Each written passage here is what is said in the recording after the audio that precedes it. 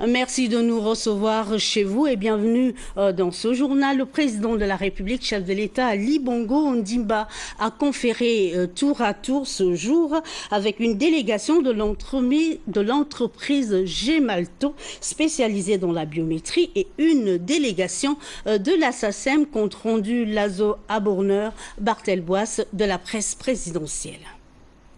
Les responsables de l'entreprise Gemalto ont été introduits au cabinet du chef de l'État par le ministre de l'Intérieur assisté du ministre délégué et du secrétaire général du ministère.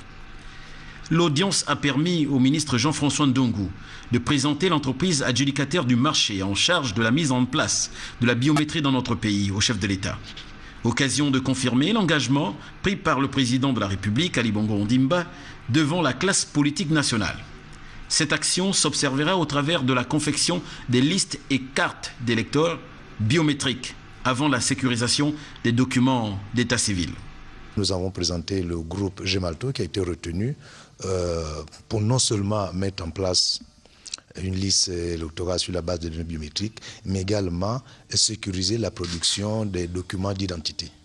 Le président Ali Bongo Ondimba a félicité l'engagement de l'entreprise Gemalto en insistant sur le respect des délais.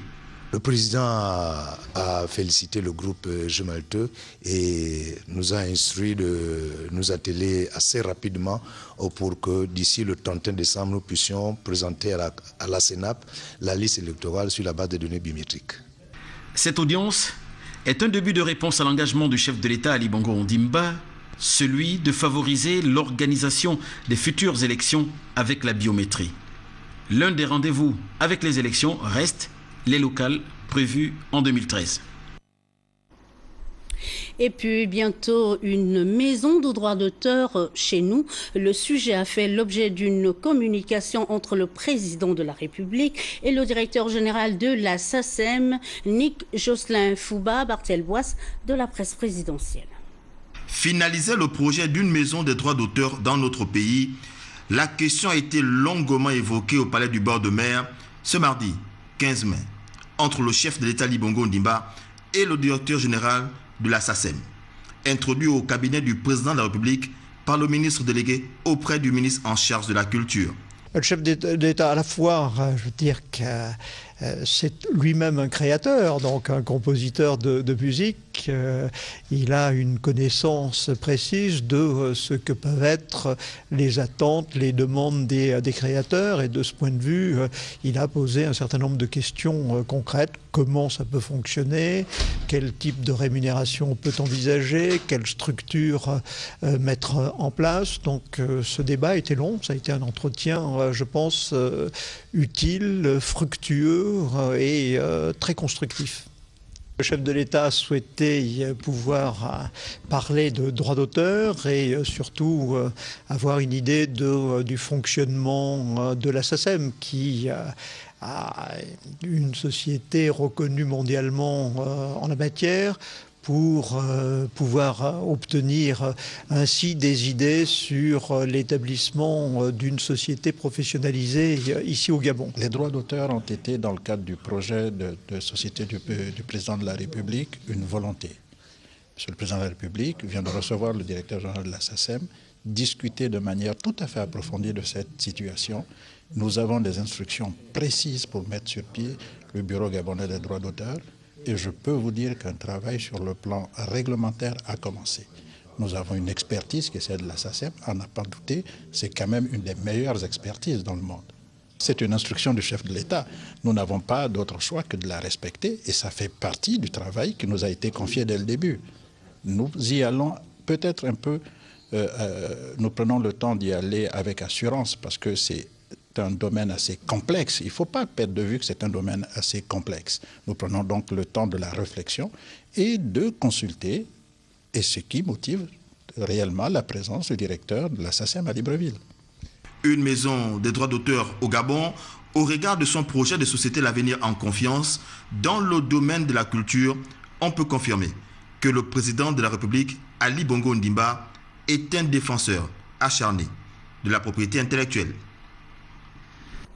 Et puis sous la haute Présidence de son Excellence Ali Bongo Ondimba, président de la République, chef de l'État, le Conseil des ministres se tiendra le mercredi 16 mai à 10h30 dans la salle habituelle au palais de la présidence de la République. Tous les membres du gouvernement présents sur le territoire national doivent prendre part à cette réunion. Nous y reviendrons. Je vous l'ai dit tantôt, passation de pouvoir et intronisation du nouveau président français. François Hollande est le 7e président de la... Entre la France et l'Afrique, vous savez que ce sont des relations séculaires. Je ne crois pas qu'elles vont changer fondamentalement les données, mais j'ai le secret espoir que, contrairement à François Mitterrand, avec un grand discours de la Baule, mais qui aura suscité beaucoup d'intérêt, mais qui n'aura pas entraîné beaucoup de changements, que le discours, quoique sobre, de François Hollande va permettre de faire bouger les lignes. Mais moi, je ne sais pas pourquoi les gens peuvent penser que la France-Afrique peut s'arrêter de là. Est-ce qu'on peut dire que nous ne parlons plus français? Nous sommes liés à la France par la langue. La langue est une grande chose. C'est la langue qui nous a ouvert les voies de l'extérieur. Donc, il y a une espèce de lien commun. C'est de la langue. Moi, je pense qu'il faut améliorer tout naturellement les relations entre la France et les pays que la France a colonisés, en demandant à la France d'avoir pour ces pays-là maintenant de la considération, que ces pays-là ont changé. Mais dire à bas la France-Afrique, je ne sais pas, ceux qui le disent en vertu de quoi? Est-ce que nous ne voulons plus parler notre langue? Est-ce qu'au Gabon, nous parlons une autre langue? Les rapports entre la France, le Gabon ne vont pas changer, vont rester les mêmes, mais le terme France-Afrique, lui, n'est plus d'actualité. La question n'est plus à la France-Afrique parce que pour nous, c'est une page qui est déjà tournée. La question est juste dans le renforcement des relations entre la France, entre le Gabon et la France. Sur un tout autre plan, la communauté internationale a célébré ce jour la journée mondiale des familles. Pour commémorer cet événement, la première dame du Gabon, Sylvia Bongo Ondimba, sur le terrain des actes, a rendu visite aux familles qui vivent au Cap Esterias et à la baie des Cochons. Des précisions dans ce compte rendu de Rabia Delphine Yari, Honorine Tigui, Cédric Aleka de la presse présidentielle. Célébrons nos familles, pas avec de simples mots, mais plutôt avec des gestes. Des gestes qui sont la démonstration d'une volonté à s'investir pour l'amélioration du quotidien de ses concitoyens. En cette journée internationale de la famille, la première dame du Gabon a choisi de communier avec les familles du Cap Esterias et de la baie des Cochons.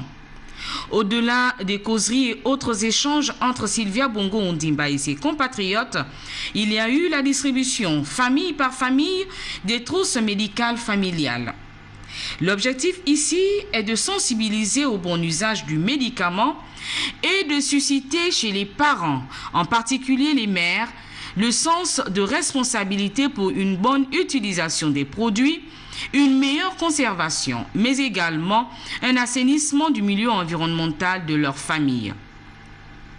C'est donc à travers un porte-à-porte que Sylvia Bongo Ondimba, vêtue de la veste d'agent sensibilisateur de santé, a expliqué à ses hôtes le bien fondé de sa présence parmi eux. J'ai à cœur vos problèmes. Donc à mon niveau et avec les petits moyens et avec la voix que j'ai, je pourrais transmettre vos problèmes, non seulement à mon époux, mais aussi à d'autres sociétés comme Olam, qui m'a aidé pour aider les populations. Je pense que la solidarité, elle n'est pas seulement, elle doit être partagée par tout le monde. Donc c'est un peu pour ça que je suis là. Et des fois, c'est des petites choses. Demain, peut-être qu'un enfant sera sauvé d'une diarrhée avec une petite trousse qui n'a pas goûté grand-chose, mais qui au moins pourront sauver et aider les mamans. Ayant placé ce 15 mai 2012 sous le sceau de la santé familiale, La première dame du Gabon s'est donc proposée, avec l'aide d'une association spécialisée, de rappeler à tous et à chacun les bons gestes et les bons réflexes permettant la prise en charge des infections bénignes auxquelles ils sont régulièrement exposés. En somme, la journée de Sylvia Bongo Ondimba au sein des familles cadre parfaitement avec son idéal, à savoir être toujours proche des populations afin de mieux s'imprégner de leurs besoins et d'adapter ses projets pour les accompagner efficacement et durablement. Face à un tel acte, les populations ne sont pas restées insensibles. Au contraire, en plus de l'expression de gratitude, elles ont émis quelques doléances. Moi, je suis infirmière d'État, retraitée. J'ai travaillé à la CNSS 36 ans. Je voudrais qu'on vienne me faire une petite unité de soins. J'offre mes soins, mon temps, pour aider la population de Santa Clara. Le problème de santé, madame, le problème de l'école, le problème de la route, le problème du courant, madame, nous sommes fatigués, pardon, aidez-nous. Au final, 1000 familles ont pu bénéficier des trousses médicales familiales contenant les médicaments essentiels pour le traitement des infections les plus répandues, tant chez l'adulte que chez l'enfant, tels que le paludisme, la diarrhée, les parasitoses, les douleurs et les fièvres. Engagée sur le front social, la première dame du Gabon s'investit dans l'amélioration des conditions de vie de ses concitoyens. Depuis 2009, elle pose des actes concrets pour soulager le quotidien de ses compatriotes. L'analyse de Rabia Delphine Yari de la presse présidentielle. Le respect de la parole donnée peut être considéré comme une règle d'or chez la première dame du Gabon. S'investir pleinement dans l'amélioration des conditions de vie de nos communautés, de nos familles, une mission à laquelle Sylvia Bongo Ondimba ne veut en aucun cas se déroger. Elle en avait fait le serment il y a 3 ans et depuis lors, à chaque occasion et quand le besoin se fait sentir, la première dame du Gabon s'est toujours manifestée en apportant le nécessaire à ses concitoyens. Pour Sylvia Bongo Ondimba, les valeurs familiales doivent habiter chacun de nous et au-delà du cercle restreint, il faut les porter à toutes les échelles de la société afin que se raffermissent les liens de solidarité et de partage au sein d'une même communauté. La création d'ailleurs en janvier 2011 de la Fondation Sylvia Bongo Ondimba dédiée à la famille tenait compte de ce que celle-ci est le premier lieu de transmission des valeurs et des règles de savoir-vivre ensemble. La famille est le socle sur lequel se bâtit une société en bonne santé. Cette santé sans laquelle il n'y a point de développement. En cette célébration de la Journée internationale de la famille, la relation famille-santé, avec en prime la distribution des trousses médicales familiales, s'inscrit finalement dans le programme de la première dame du Gabon, tous unis pour la santé de la mère et de l'enfant. Ces deux entités qui sont ici les principaux acteurs de la cellule familiale. Pour nos familles, nos communautés, donnons vie à nos projets. Ce slogan, cher à Sylvia Bongo Ondimba, est une invite à l'union de tous les Gabonais qui doivent se sentir membres d'une même famille et œuvrer ensemble à la construction du Gabon. Par ailleurs, les populations d'Issassa multiplient réunions et concertations avec les opérateurs économiques afin d'harmoniser les vues sur le projet d'industrialisation de ce village sur les lieux Armel Baoulé-Bilogué, Joseph Biyogué. À Issassa, dans le département d'Ikoitini, a-t-on le droit de sacrifier les vestiges culturels et touristiques du passé au nom de la modernité? C'est la question qui trotte dans les têtes des habitants de cette contrée menacée de déguerpissement. Regroupés au sein d'un collectif d'habitants et notables d'Issassa, afin de faire valoir leurs droits, ils ont rejeté en bloc toute proposition au cours de cette réunion. Anxieuses et désemparées, avons appris sur nous d'écrire en début de ce mois aux plus hautes autorités du pays. Cette démarche, aussi extravagante a-t-elle pu paraître, a néanmoins suscité l'intérêt de la commission ad hoc en charge du projet Nouvelle Ville d'Issassa, Cette commission qui nous a fait l'honneur d'une audition nous a édifié sur les tenants et les aboutissants du projet et a introduit 2 de nos membres au sein de celle-ci, avec pour mission de mieux sensibiliser les populations sur la nécessité et la bien fondée de ce projet. De ce fait, nos membres, au nom du collectif, ont pris la double responsabilité d'informer les populations d'une part, et d'autre part, de créer leur désolation et leur désarroi face à ce sujet qu'elles se rejettent pourtant pas. À cet effet, notre proposition consisterait, au vu de ce qui précède, que la nouvelle ville de Sassa soit érigée de même côté que la ville industrielle qui se profile du côté droit, que ce soit conservé à l'État, le regroupement de villages. La coexistence de 2 cités, la ville industrielle et la nouvelle ville de Sassa, d'un côté le regroupement des villages Sassa, du semaine Zormitan de l'autre, séparés par la nationale 2 fois 2 voies, constituera en un point douté le témoignage du développement intégré, tant recherché. Sur ce dossier immobilier, entre les opérateurs économiques et les propriétaires, c'est un véritable bras de fer qui risque de s'engager si ils ne trouvent pas de bonnes solutions. Affaire à suivre. L'autre volet de l'actualité concerne cette audience que le ministre de l'économie numérique, de la communication, de la Poste, Blaise Louembé, a accordé au numéro 1 de la diplomatie marocaine dans notre pays. Plusieurs points étaient à l'ordre du jour de cet entretien. Le compte rendu de Jean-Augustin Nzengue. Reçu en audience par le ministre de l'économie numérique, de la communication et de la Poste, l'ambassadeur du Royaume du Maroc au Gabon est venu transmettre la requête d'une chaîne de radio marocaine qui a pour ambition d'émettre à Libreville, mais aussi évoquer la tenue les 4 et 5 juin prochains des journées commerciales gabono-marocaines. Requête de la radio marocaine Midi 1 radio qui est basée à Tanger, qui veut exploiter une licence de diffusion ici à Libreville pour pouvoir diffuser ses émissions. C'est une grande radio chez nous, une radio de référence. Elle est écoutée au Maroc et dans le Maghreb et en Europe. Donc ils ont l'intention d'ouvrir ici une antenne pour diffuser leurs émissions. C'est une radio, comme j'ai dit, de référence puisqu'elle est très écoutée. Ces journaux, notamment en arabe et en français, sont très suivis. J'ai aussi profité de l'occasion pour évoquer avec M. le ministre les journées commerciales maroco-gabonaises qui vont avoir lieu ici les 4 et 5 juin prochains. On attend une centaine d'hommes d'affaires marocains qui vont venir dans différents secteurs d'activité, dont celui de la communication et des nouvelles technologies de l'information. M. le ministre a accueilli avec beaucoup d'intérêt ces informations. Et donc c'est un moyen pour nos 2 pays de renforcer la coopération dans le domaine de la communication et dans le domaine économique aussi. Midi 1 radio qui émet en arabe et en français devra mettre un accent particulier afin d'adapter ses programmes à la langue française.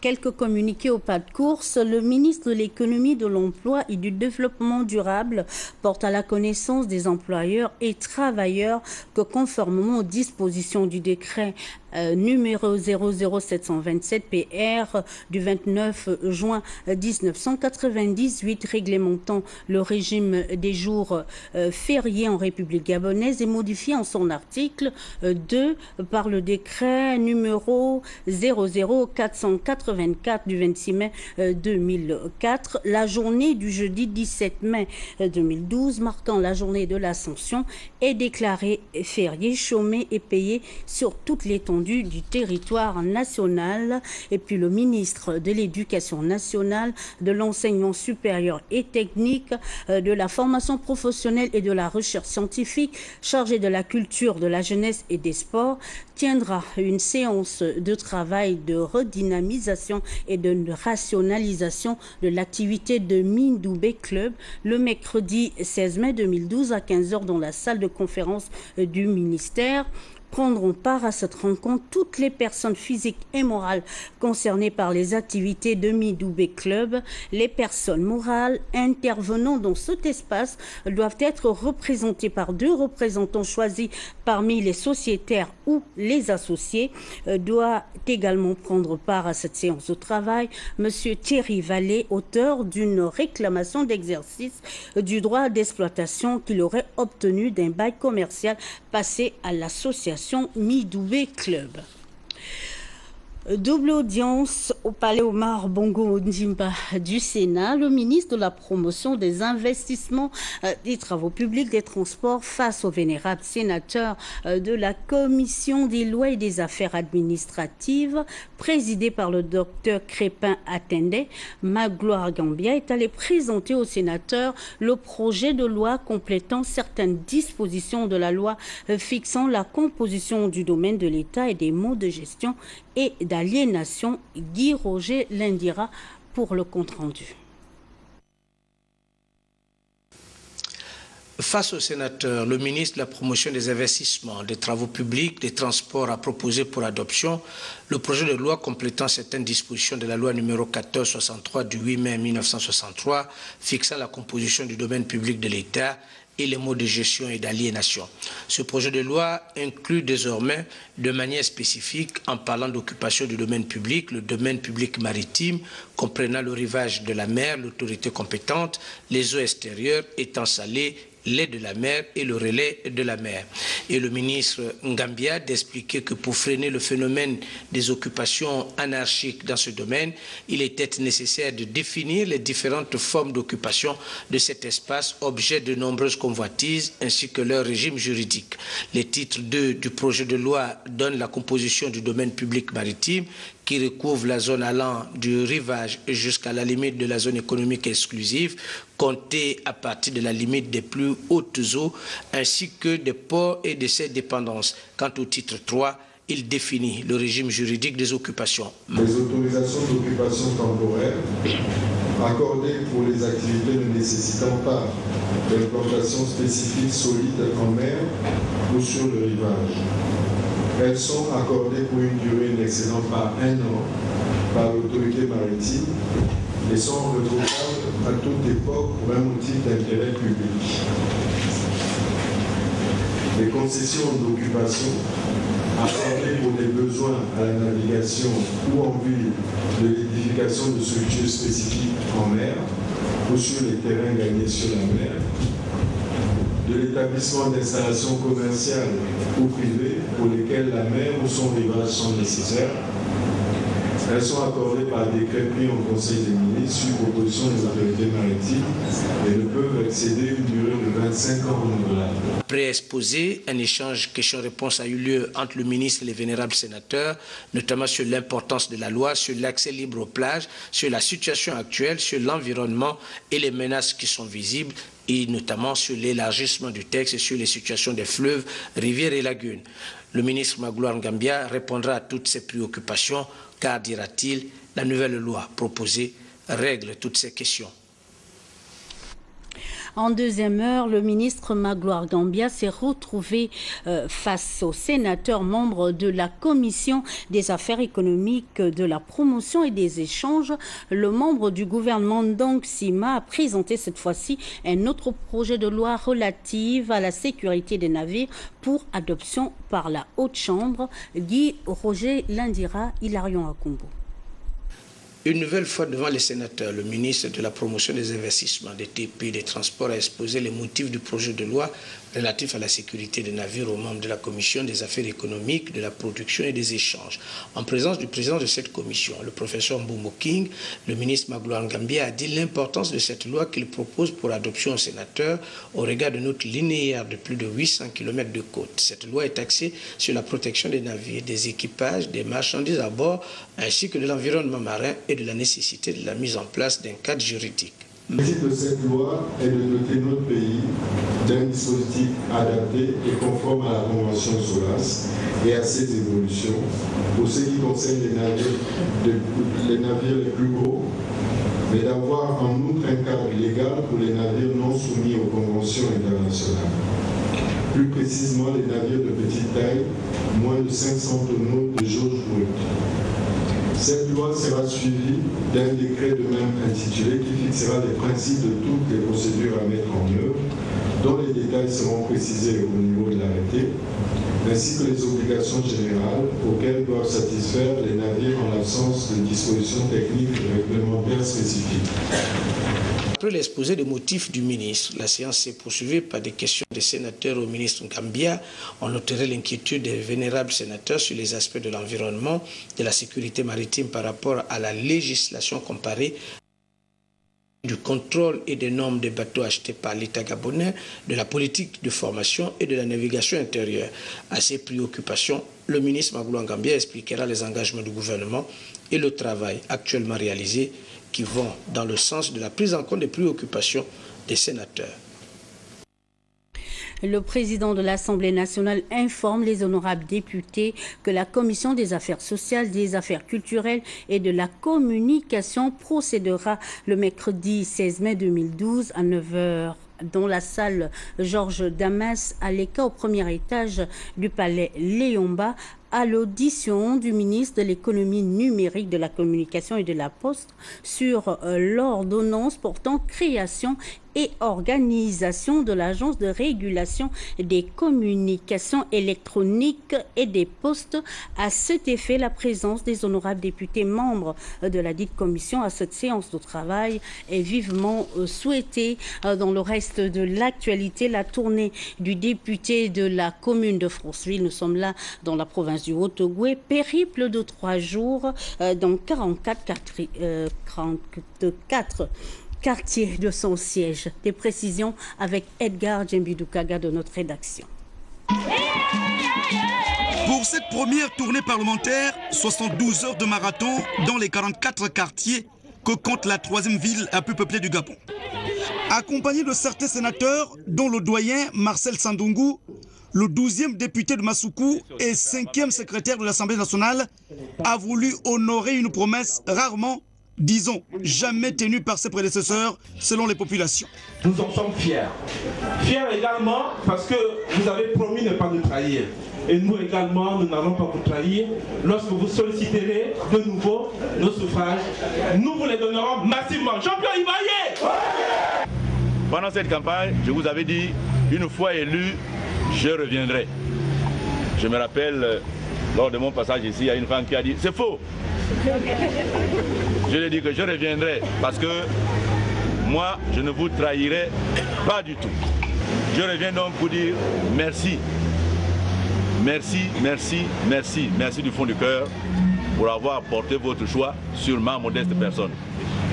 3 jours d'échange avec les jeunes, les notables et les femmes de Franceville autour des attentes quotidiennes. Un peu d'eau et d'électricité en permanence dans les quartiers, assez de salles de classe, d'enseignants, suffisamment de médicaments dans les hôpitaux publics. Des soucis dont les réponses, a-t-il insisté, relèvent de la compétence du gouvernement. Le rôle de l'Assemblée nationale, c'est de voter la loi, consentir l'impôt et de transmettre au gouvernement les problèmes des populations. Chacun dans la zone qu'il représente. Moi, je représente Franceville. Tout en rappelant les vertus d'unité et d'efforts collectifs pour construire Franceville, le parlementaire a surtout créé toutes les conditions indispensables à la célébration de la fête des mères dans les 5 fédérations du Parti démocratique gabonais, le parti du chef de l'État.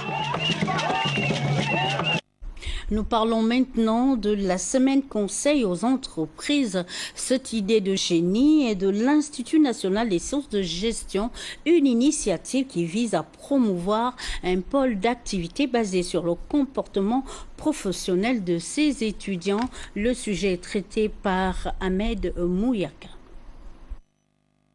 Assister les entreprises en matière de gestion et amener l'étudiant à déployer ses aptitudes managériales, ce sont entre autres les objectifs visés par l'organisation de la semaine conseil aux entreprises à l'Institut national des sciences de gestion.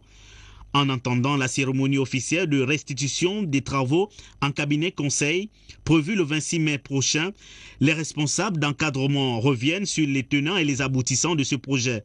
La semaine conseil aux entreprises est une activité pédagogique que l'Institut national des sciences de gestion a organisé. Alors, cette activité vise deux objectifs essentiels. Le premier objectif, c'est d'abord d'aider les entreprises, en particulier les PME et PMI, dans leur gestion quotidienne, les PME et PMI qui ont quelques difficultés dans la tenue de leurs activités. C'est une semaine qui permettra aux étudiants de rentrer dans l'entreprise, de connaître les problèmes des entreprises. C'est des étudiants en fin de formation, Master 1, Master 2 surtout, qui vont pouvoir donc vivre les problèmes des entreprises, apporter des solutions, accompagnés par un encadrement enseignant, justement, leur permettre de cerner au mieux les solutions possibles dans le cadre de ces problèmes. C'est également une semaine qui a un intérêt en termes de recherche pour les enseignants spécialistes des sciences de gestion. Débutés à huis clos depuis le 9 mai dernier, les travaux en cabinet conseil permettent aux étudiants des Master 2 de jouer le rôle de consultant auprès des entreprises participantes de façon gratuite et sans aucune restriction. Plus de 150 PME sont attendus à ce rendez-vous du donner et du recevoir. Dans nos programmes ce soir, le plateau du turfiste HDV, l'heure de vérité, avec Jean-Éric Ndiengi Mongalabuka. Ce soir, les crimes rituels facteurs de sous-développement ou de développement durable. Merci pour votre attention. À demain 20h.